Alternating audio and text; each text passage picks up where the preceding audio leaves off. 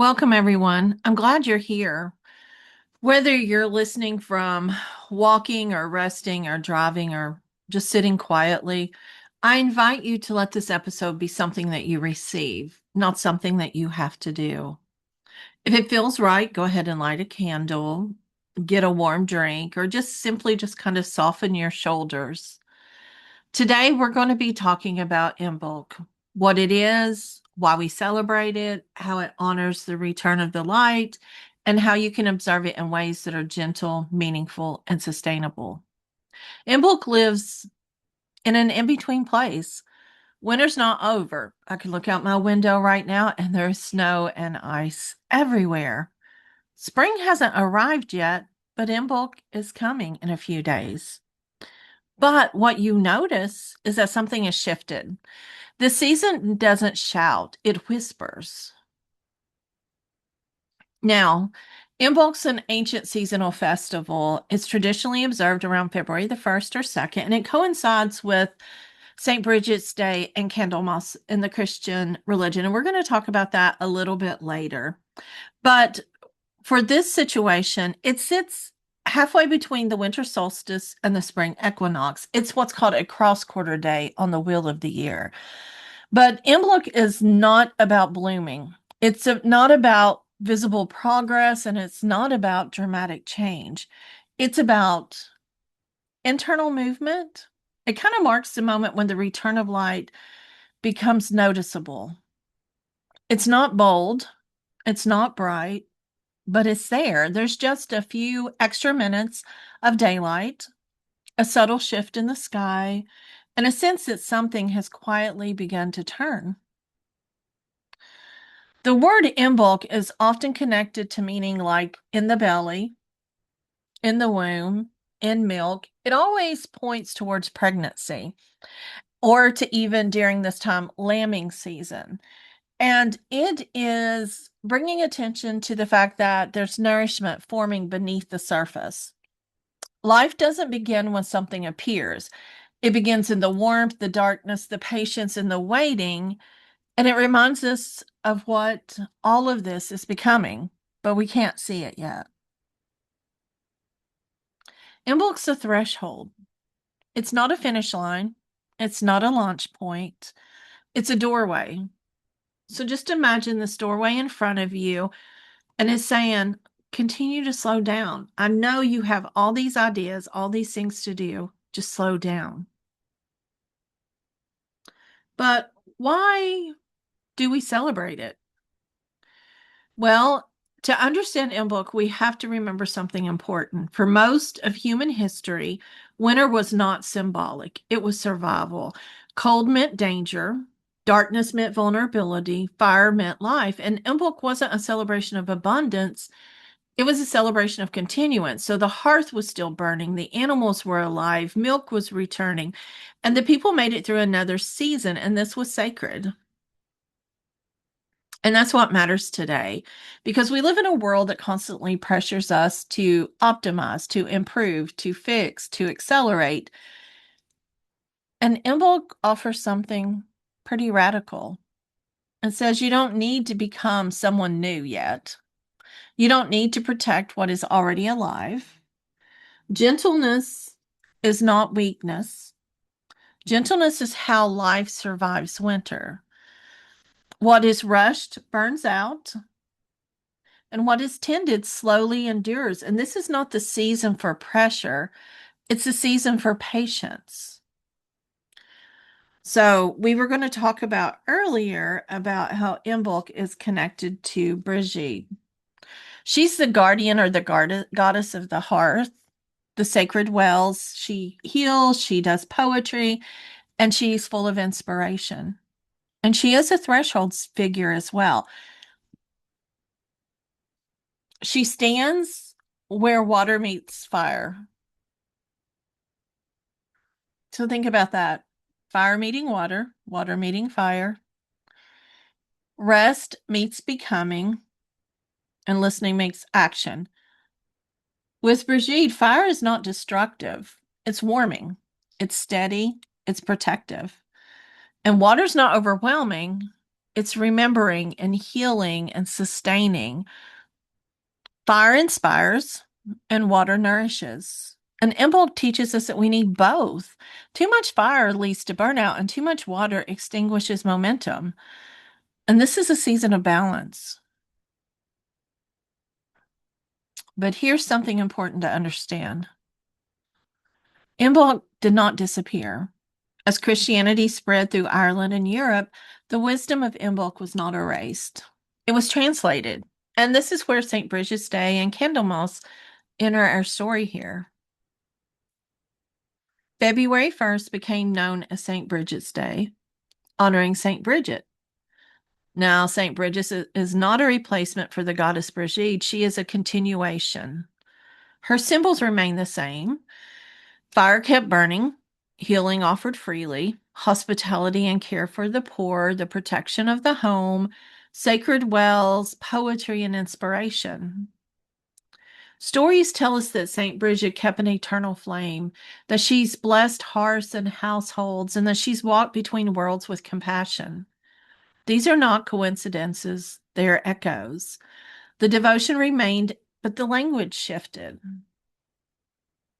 Now, February 2nd became known as Candlemas. This holy day centers on the blessing of candles, purification, dedication, and the presentation of baby Jesus at the temple. But listen closely to the symbolism. Candles, light returning, blessing the home, and preparation. Candlemas is not about triumph. It's about tending light carefully. Churches bless candles not for decoration, but so people could take them home. To light during illness, during storms, during prayer, and during fear. This is hearth spirituality. This is survival spirituality. This is Imbolc just wearing a different robe. And this matters now because many people feel pulled between ancestral traditions, religious upbringing, spiritual curiosity, and personal intuition. But Imbolc, St. Brigid's Day, and Candlemas show us something powerful. You don't have to choose one path and reject all the others. You're allowed to honor the thread that runs through them. Light returns, care for what is small, protection of what is tender, and devotion without urgency. None of these are about belief system. It's about human need. Now, the most important truth is, how do we observe Imbolc today? Imbolc does not require elaborate rituals. It just requires attention. You can observe Imbolc by lighting a candle, sitting with it quietly, drinking something warm with intention. While I was planning our Imbolc circle for Sunday night, I love chocolate milk, but other people are like, eat. And I'm like, what else is warm? And I'm not a tea drinker, but people like tea. But just honey and warm water is what I've found. Simple nourishment and healing all in one. So we may be drinking warm tea or warm honey water on Sunday. When you begin the ritual, maybe washing your hands slowly, imagining what you're releasing. Make or maybe just place Brigid's cross as a symbol of protection and the continuing of the season. You can easily make a cross by using paper. You can find it on YouTube or anything like that, but it's just simply bringing the cross together in order to release and protect. You can also just stand at a doorway and bless what comes in and what stays out. Imbolc lives in small, meaningful acts.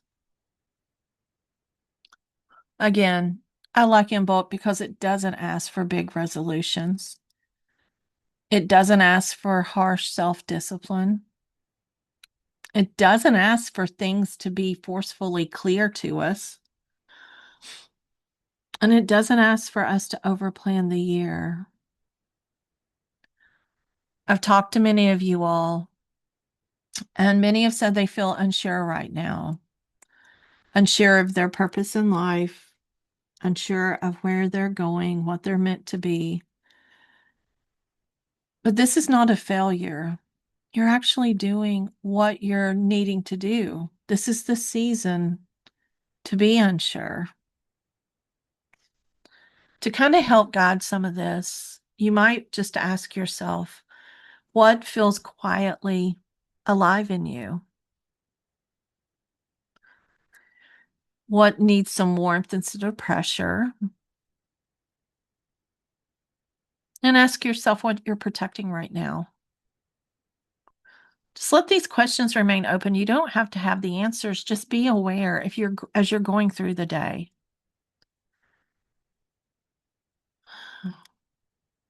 I'd like to guide you through a gentle Imbolc reflection. If it feels safe, just let your eyes close. If you're driving, let's not do this right now. You can mark it for later. But just become comfortable. If you're walking outside, maybe have a sit under the tree. If it's snowing, let's have a sit on the inside.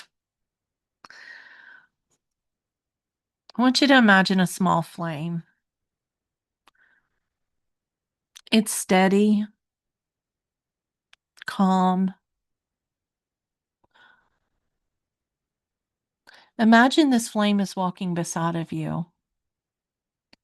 It's not pulling you forward. It's not rushing you to act. It simply keeps you company.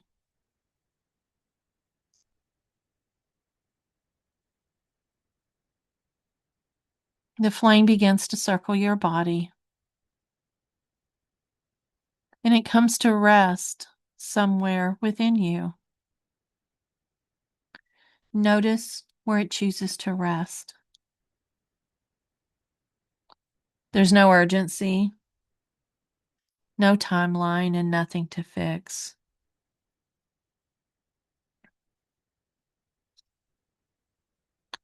Let the silence do the work.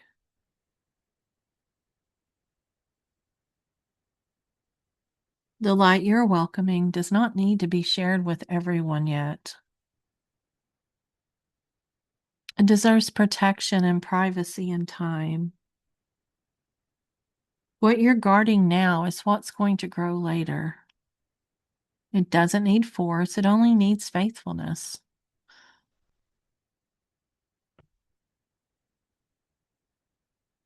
And as we close this session,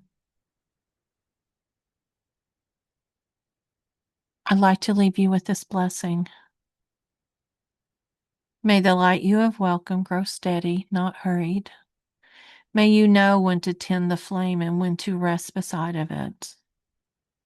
May Brigid walk with you as fire that warms, as water that heals, as a sacred voice that reminds you when to pause and when to rise. May Imbolc remind you that what is becoming does not need to be rushed, to be real. Thank you for being here. Carry the light gently. And if you would like to join us on virtual or in-person events, please visit yourcosmicconnections.com, yourcosmicconnections.com, or Bertina, BERTENA.org. And we will be glad to see you in person or virtually for all of our circles. Have a wonderful day.